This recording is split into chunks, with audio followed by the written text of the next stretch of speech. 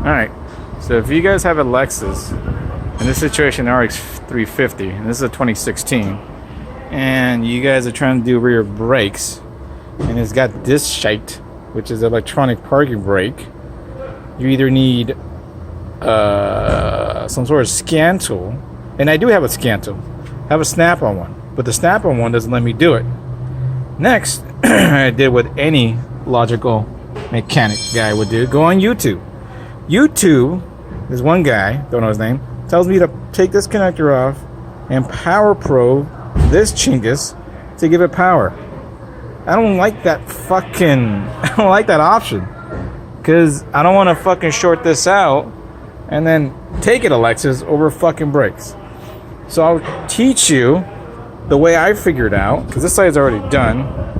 I'll teach you the way I did it without trying to short anything out or using power probe chingus.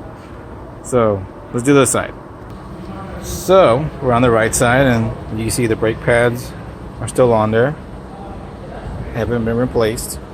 So you start by taking the two 14s for the caliper, which is this one and that one. So let's do that. Alright, so now that we got the 14s all loosened up to the point where they could come off, just put a couple threads in them, because you're going to want to take off this 5mm nut and this 5mm nut. The reason behind, because if you take those two nuts off, you take the whole actuator off. But if you have the bolts, if you take them off, it's just going to move everywhere, so those 14s kind of keep it in place. And this goes without saying that your parking brake should be off. So let's take off that 5mm bolt and that 5mm bolt. And so let's do that right now. Alright, so now that we take it off, now we could just kind of take this off, and you should have something like this. You can see the little drive gear, which drives the caliper, and we also took off the 214. So let's take everything off. Alright, so we took the caliper off, and the actuator is over here. You can see it. It shows zoom in the little drive gear that looks kind of like a Torx. Anyways, so the back of this chinga looks like a Torx.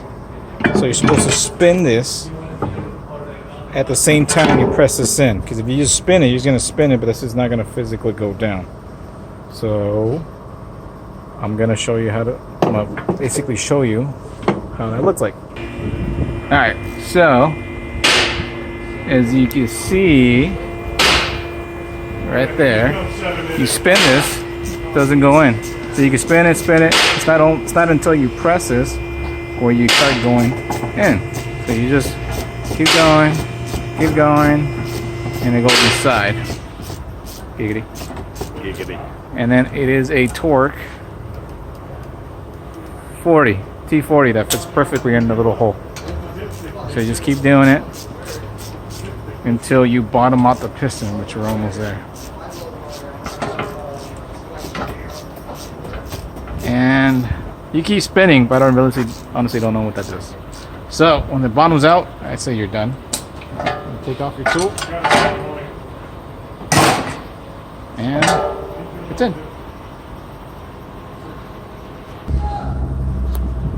Alright, so caliper's in with the new pads, and all you do is put the actuator in, which is easier with two hands.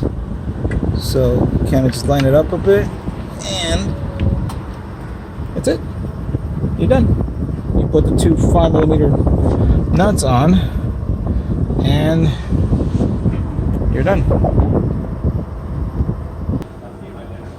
And the two 5mm nuts are in.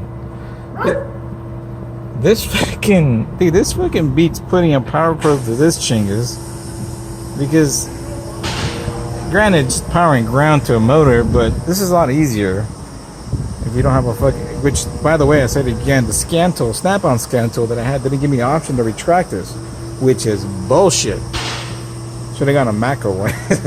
But the snap-on one doesn't do it. So all you need is